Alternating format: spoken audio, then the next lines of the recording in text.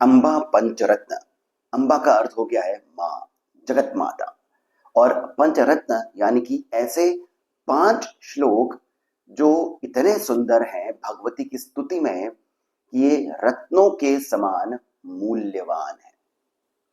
ऐसा माना जाता है कि इस स्तोत्र की रचना आदि गुरु शंकराचार्य ने करी थी। इसमें 2 बातें बहुत सुंदर हैं।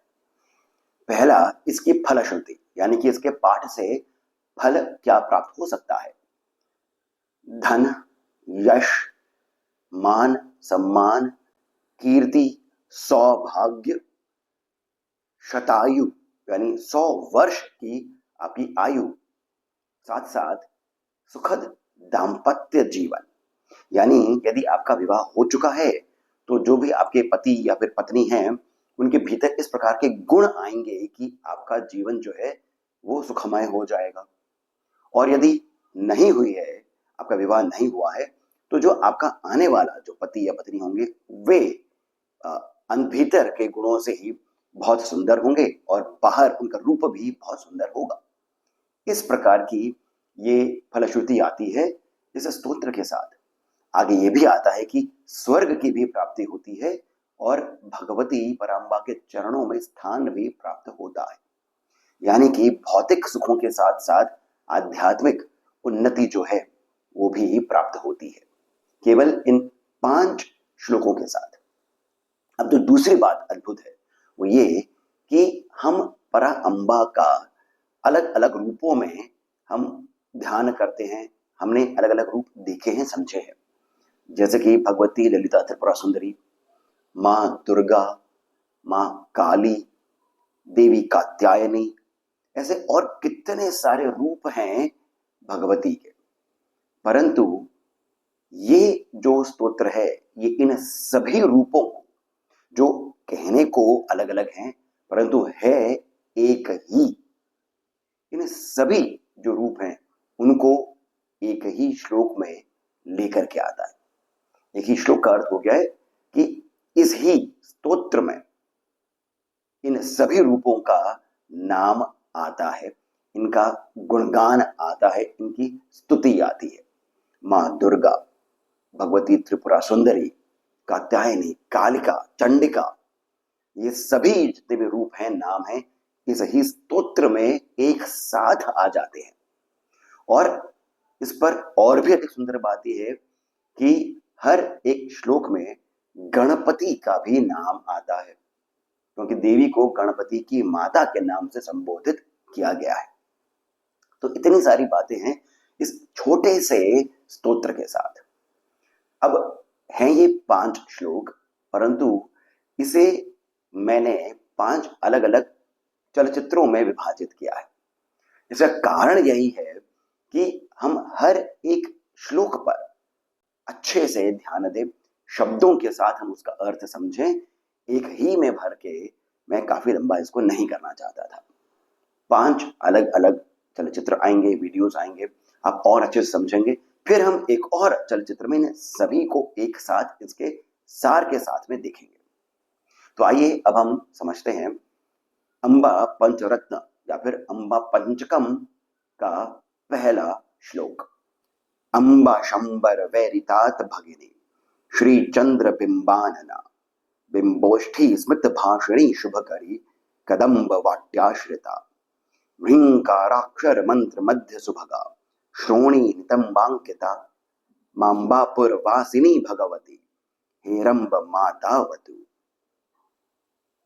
अंबा का अर्थ है मां, शंबर दैत्य का नाम है, वैरी यानी कि शत्रु, तात अर्थात पिता, भगिनी अर्थात बहन, श्री चंद्र यानी चंद्रमा का वैभव और शोभा, बिंब अर्थात स्वरूप, आनना अर्थात मुख या फिर मुख सहित।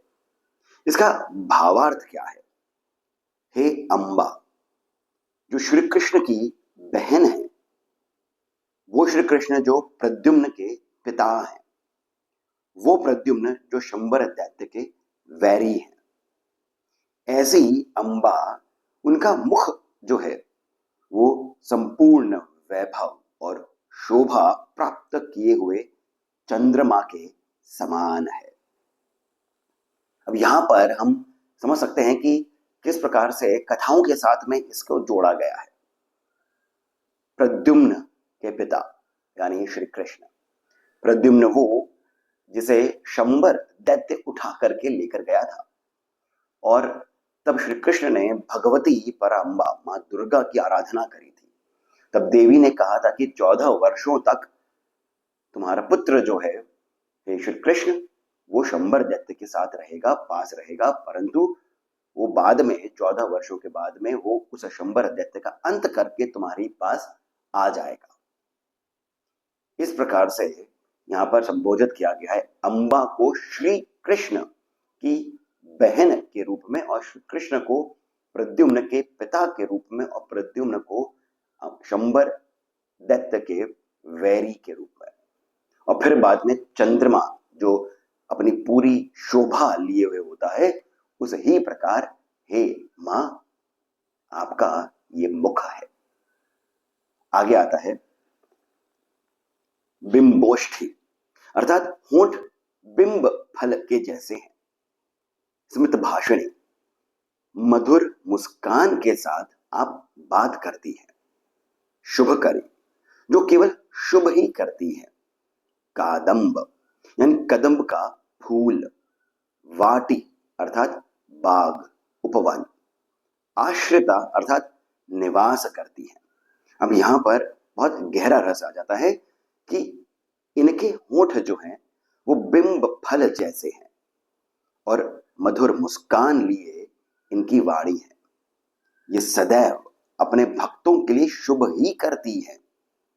ये चिंतामणि ग्रह जो कदम्ब वन के मध्य में है, ये कदम्ब वन श्रीपुर में स्थित है, अर्थात श्री चक्र में स्थित है, और इस ही चिंतामणि ग्रह में हे मां आप निवास करती है।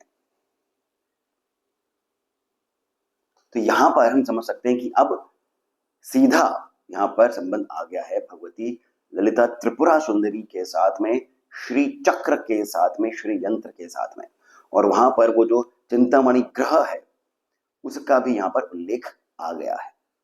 फिर आगे आता है ह्रींकार अक्षर यानी बीज अक्षर जो रीम है। मंत्र यानी ये मंत्र ही है। इसके बीच में मध्य सुभगा, सौभाग्य, भग का अर्थ है भाग्य, और सुभगा यानी सौभाग्य। श्रोणी नितंब यानी कमर के नीचे का जो हिस्सा होता है जिसे हम नितंब कहते हैं। यहां पर बहुत सुंदर शरीर के साथ में भगवती का उल्लेख हो रहा है। अब यहां पर हमें इसका थोड़ा अर्थ समझना चाहिए। रीम का इसे शक्ति प्रणव भी कहते हैं, यानी कि देवी का यही मूल बीज है। ह रीम में ह का अर्थ होता है स्थूल शरीर, र का अर्थ होता है सूक्ष्म शरीर, और ई का अर्थ होता है कारण शरीर। और जो अनुस्वार है रीम, जो अनुस्वार आता है, ये इन तीनों से परे की बात करता है, यानी आप स्वयं इन तीनों के परे हैं, स्थूल सूक्ष्म कारण के परे हैं, और आपका जो भक्त है वो जब इस पर ध्यान केंद्रित करता है तो वो भी इन तीनों के परे हो जाता है। फिर बाद में बताया है देवी इस ही के मध्य में रहती है, सौभाग्यदायिनी है और सुंदर शरीर वाली है।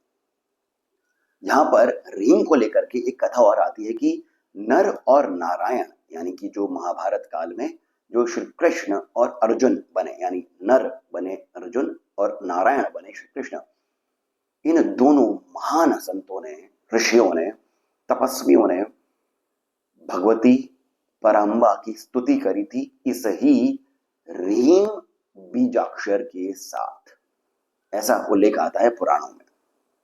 अब आगे आता है माम अर्थात मुझे, अंबापुर यानी श्रीपुर, यानी यहां पर अम्बा रहती है। वासिनी निवास, भगवती यानी ये 6 गुण लिए हुए भगवती है। भगवान या फिर भगवती को हम 6 गुणों के साथ में देखते हैं। हे रंब यानी गणपति, माता अवतु, मां रक्षा करे, अवतु अर्थात रक्षा करे। इसका भावार्थ क्या है? भगवती श्रीपुर में निवास करती है, ये 6 गुण धारिणी है। हे गणपति की माता, आप मेरी रक्षा करें। ये जो 6 गुण हैं, ये विष्णु पुराण में भगवान या फिर भगवती के 6 गुण बताए गए हैं। ये कौन कौन से हैं? एक है ऐश्वर्य, परंतु समग्र ऐश्वर्य यानी संपूर्ण ऐश्वर्य की धात्री जो हैं वो ईश्वरी भगवती पराम्बा ही है, समग्र ऐश्वर्य की धात्री। धर्म यानी धर्म की जननी है। यश, यश और श्री इन दोनों का स्रोत यही भगवती है। ज्ञान और वैराग्य, ज्ञान अर्थात संपूर्ण ज्ञान आप ही के पास है, आप ही उसकी जननी है। और वैराग्य यानी सब कुछ हो करके भी किसी में भी आसक्ति नहीं। इस प्रकार का जो गुण है ये भगवान या फिर भगवती का गुण बताया जाता है विष्णु पुराण में। इन गुणों के साथ में भगवती स्वयं है। फिर बाद में आता है हे रंब यानी गणपति का हे रंब नाम। इस नाम का अर्थ क्या है? हे का अर्थ होता है अशक्ति, निर्बलता, और रंब का अर्थ होता है रक्षा। हिरंब जो है ये गणपति का 5 मुख लिए हुए रूप है और ये सिंह के आसन पर है। हिरंब का अर्थ हो गया है वो जो हमें निर्बलता से रक्षा करके बाहर निकालते हैं, यानी हमें इस अशक्ति से बचाते हैं। रक्षा किससे हो रही है? निर्बलता से, अशक्ति से। हम जब निर्बल होते हैं, अशक्त होते हैं, तभी हम धन प्राप्त नहीं कर सकते हैं, तभी हम यश प्राप्त नहीं होता है, हम भगवान की स्तुति भी नहीं कर सकते हैं जब हमें शक्ति नहीं है, हम जब अशक्त हैं। इस ही से हमारी रक्षा करे हेरंब। और फिर बाद में हेरंब की माता, आप हमारी रक्षा करें। इस प्रकार से ये पहला श्लोक आता है। तो आप समझ सकते हैं कि मैंने इस पूरे स्तोत्र को 5 अलग अलग भागों में बांटने का बात क्यों करी थी। एक एक में बहुत सारी कथा आ जाती है, बहुत सारा और इसका भावार्थ आ जाता है। आशा करता हूं कि आपको ये चलचित्र, ये प्रथम श्लोक और इसका भावार्थ सुंदर लगा होगा।